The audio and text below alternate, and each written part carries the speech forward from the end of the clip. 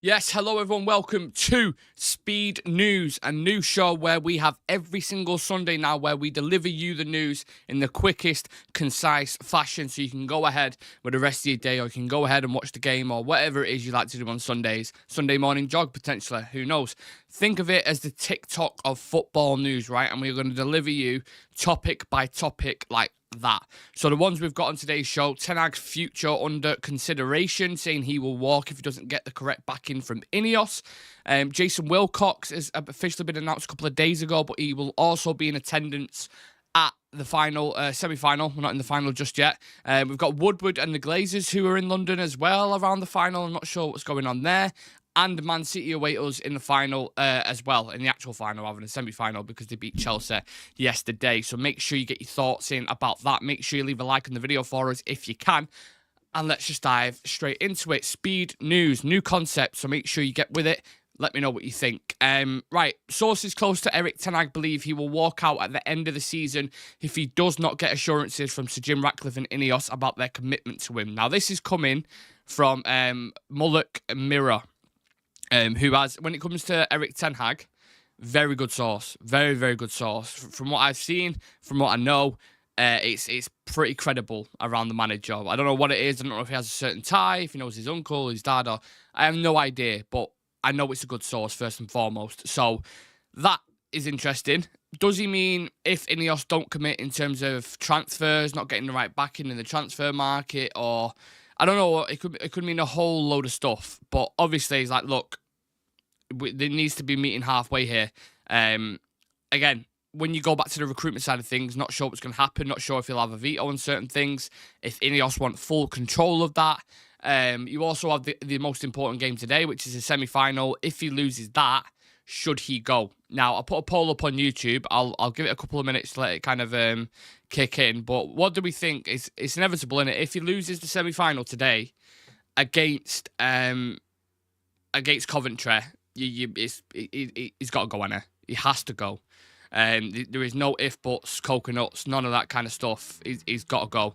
So he knows how important the game is today. I'm sure if you asked him in press conference, he'd probably turn around and he'd probably say, no, we're planning for the future. We've got this, we've got that, da-da-da. But all managers have to say that first and foremost. So I think he's extremely fragile at the moment. He's in a vulnerable position, and the players need to show it for him today. You cannot lose to Coventry in a semi-final. You just cannot do it. It's the only thing United fans are clinging on to today. If you lose, it's a massive, massive, massive ask and climb back for the manager.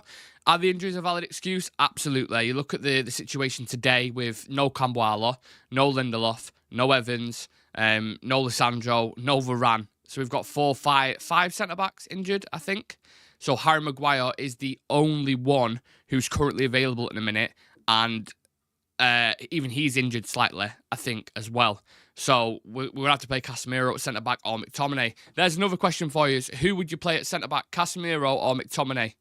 Who's the preferred option for you? Because I think there's going to be faults either way, whichever one you go with. I know McTominay's played centre-back for Scotland before. I know Casemiro's played there before for us as well. I was actually at the game, I think, what game was it now? I don't know if it was against Bournemouth last season. Who was it? He definitely played as centre-back though. I remember him thinking, because he was like a quarterback, because every time he picked it up, he just long ball straight in behind. And he was like, whoa, this is like really like the Tom Brady of a centre-back. It was a bit of a bizarre position for him, but I think he actually did all right. Coventry are obviously going to offer a different threat. They're going to look at that defensive setup. They're going to target it, absolutely. But regardless, you talk about injuries however much you want. We have a better squad than Coventry, so if you don't win it, there ain't no excuses. I don't care what you say. You know what I mean? Because even the academy graduates that we're bringing through have played at a decent level. Championship level, League One level, whatever it is you want to call it. So, look, no excuses today whatsoever. None at all. Let's have a look at the comments, see what we're saying. Welcome to Speed News, by the way. Tell your friends, let your people know about it. This is a new concept. No one's done it before, as far as I'm aware, anyway.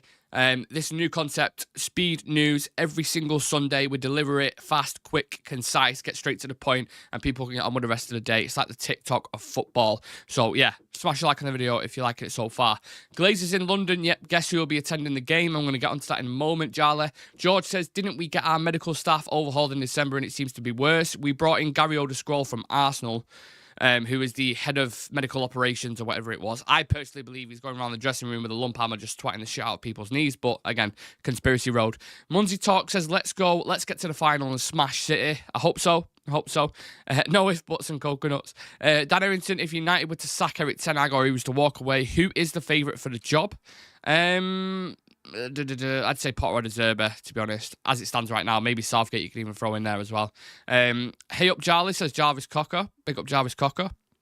McTominay says Dan Errington. Ashid says Casemiro. Right, we'll go into the other topics because we've got quite a few to get through here. I think just one last thing on Erik Ten Hag, sorry. Ratcliffe's comments in the interview that he did, saying, you know, if you look at other previous managers who have been here, very, very successful ones, they haven't succeeded, and that's mainly because of the environment. And then he gets asked, well, who's the cause of that? And he says, I really think it's constructive to criticise certain people now or whatever, So maybe he's open to giving him 6 months under the new Ineos umbrella and see how he gets on. But I think the semi-final today is going to be really pivotal in that and what happens there. Now, we spoke about Avram and Joel being in attendance, something to do with Ed Woodward as well, which I will discuss in a moment. Another person who is in attendance as well is Jason Wilcox. So obviously we had news the other day that he has joined United as a technical director with immediate effect. He'll work with all technical areas of the football department to achieve the highest standards of performance. We know he was previously a director at Southampton, and before that he was the academy director at Man City. He won the Premier League with Blackburn Rovers as a player as well. He is going to work both on recruitment and at the academy for people who don't know or people who are asking or whatever. And the current director, technical director Darren Fletcher, will continue to play a key role in leadership, whatever that means, and will report to Dan Ashworth if Dan Ashworth comes in. So the first couple of the pieces of the puzzle are in place. Yeah, a couple of people in attendance today. Woodward, Joel. I don't know what's going on. I don't know why Ed Woodward's lingering about. If that's even a conversation to bring him back in some form of role at the club, absolutely not. I don't think it will be that, but maybe they're just having discussions about certain things. I don't know. He was right up Avram's arse, wasn't he? So, yeah. But Wilcox will be in attendance, so it'll be keen to see how the team perform. Even as the manager, you know, if you're told Jason's going to be there, obviously the bosses are going to be there, Ratcliffe's going to be there. I think he's just doing his marathon at the minute. A lot of people there watching the game, so there's a lot of pressure.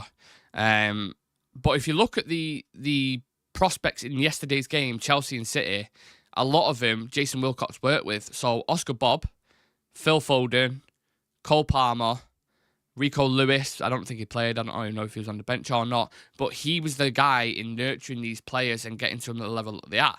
So it's, in a weird sense, a lot of the talent that was on showcase yesterday came from Jason Wilcox. So he certainly had a huge role in kind of developing these guys. So yeah, I'm excited for Jason Wilcox to get in and start working. I think he's got a decent resume, decent record. And like I said, we've got 2 pieces of the puzzle so far, which is great news. Just need to get Dan Ashworth sorted out, and then we can really start to get summer on track, and hopefully they can sort that out without messing about with the gardening leave and all that kind of stuff. But I don't know. We'll just have to wait and see what happens with that. Manchester City await us, and Manchester Derby, again, a repeat of the final. If we beat Coventry today, does await us. They beat Chelsea in a game where Chelsea just could not take their chances. I mean, Jesus Christ. Nicholas Jackson, there was a list of people I would rather have up top than him. His all-around game's actually not that bad. He's pretty decent, but in front of goal, oh my God. He was one. I'm not even, obviously not a Chelsea fan, but I was watching him yesterday. I was like, the amount of chances he missed. His positioning at times, I don't know what it is with him. He's not a great finisher. He's not a great finisher. He gets into really good spaces and almost creates opportunities for himself at times as well. And he just can't finish. Shocking. Absolutely shocking. And the amount of times Cole Palmer must be getting well frustrated with him, because he must have played him in about 3 or 4 times and none of them could finish the dinner. Awful from Chelsea yesterday. They should have won it. You look at that tired City team yesterday, Chelsea should have won that game. And a late Bernardo Silva goal just completely took it away from it. But this sounds like an obvious question. Based off the performance yesterday, who would you have rather... If you could get both teams at that level, which team would you rather face? Because we've been beat by both, haven't we? We've been beat by Chelsea, which was at Stamford Bridge, and we've been beat by City both times, haven't we? So, yeah, I think both games you would have been looking at it, and we probably would have been going into... Given the form at the minute, we would have been going into them as the lead favourite, right? The thing about the final with City, it's just that kind of redemption story, and I don't think we're capable of doing it. I know that sounds really negative. I know everyone's supposed to be positive with the semi-final today. You know, we'll beat Coventry and then we'll get to the final and then we'll smash City and get, like, I'm sorry, I've watched performances this season, the one against Nottingham Forest, the 2 games against Bournemouth, the game against Fulham, the game against Brentford, the game against millions of Luton. We scraped past Luton. You look at games against near the bottom of the table, we scraped past them 1 goal or drew with them or lost. Even Burnley, we only just beat 1-0, and that was because of Johnny Evans turning into a prime Paul Scholes. So, I don't know. People say anything can happen. It's a one-off in a final, whatever. But, you know, it is what it is. I hope we can win. I hope we win the FA Cup. I think that's the only thing that can salvage Ten Hag's season at the minute, genuinely. If he loses it, like I said, I think he's gone, and I think he should go, in my opinion. But again, that's just me. We are currently on 4,794 subscribers. If you are not subscribed, please help us hit that 4,800 mark. We're on the road to 5k before the end of the season, so that'd be really nice. If anyone's on TikTok and you're not subscribed to the channel, the link is in the description. Sometimes people just can't be arsed clicking it and going off the stream. That's absolutely fine. But make sure you drop us a follow if you are in the TikTok as well. You've got to beat Coventry first, mate, says West End. But I know, I'm fully aware of that. Don't worry, I am not looking past Coventry. Trust me. Like I just said, the performances that I've mentioned against bottom of the table, you know, that bottom of the table isn't far off. It is championship quality, the ones that are going down. And we've struggled against them. So I am by no means looking past Coventry. Trust me. I'm really, really not. I think we could get beat by Coventry today. I'm not stupid. I've watched United this season. I know what we're capable of. So, yeah. Right, let's have a look. What's everyone saying? Can I call Pratt Wood? Says Lucky Singh. You absolutely can.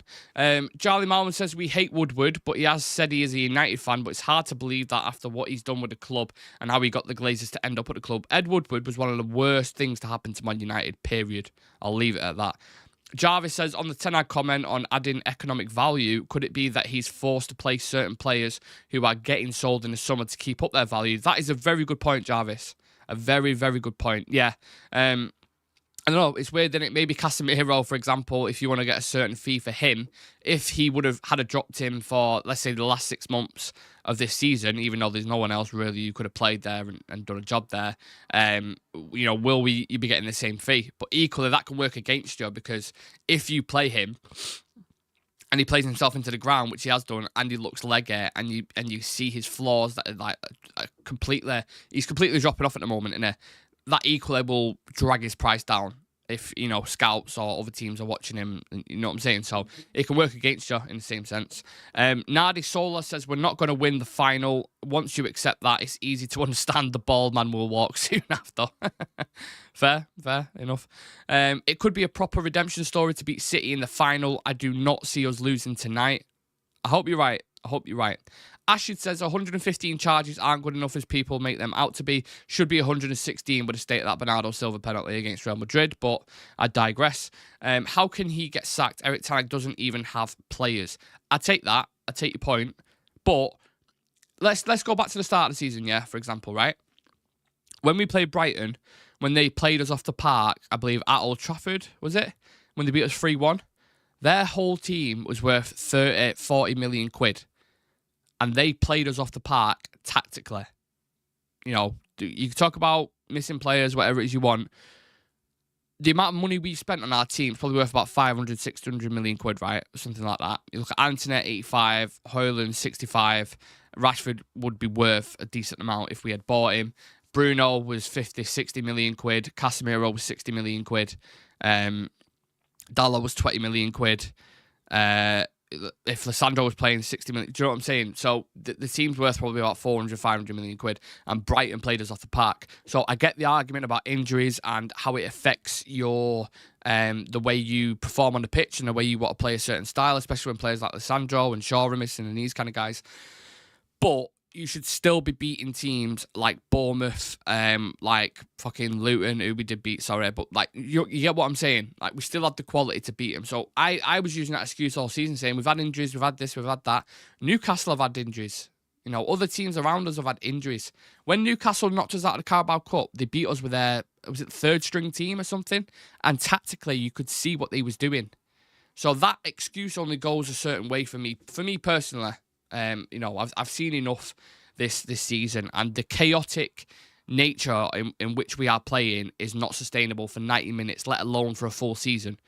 If we used to start like that next season, I mean, we'd be right down it. We did this season, and look what happened. You saw it in the first game against Wolves. We got absolutely twatted, battered, and only just scraped a 1-0 win. Somehow we won that game, and Wolves had 20-odd shots, I think it was.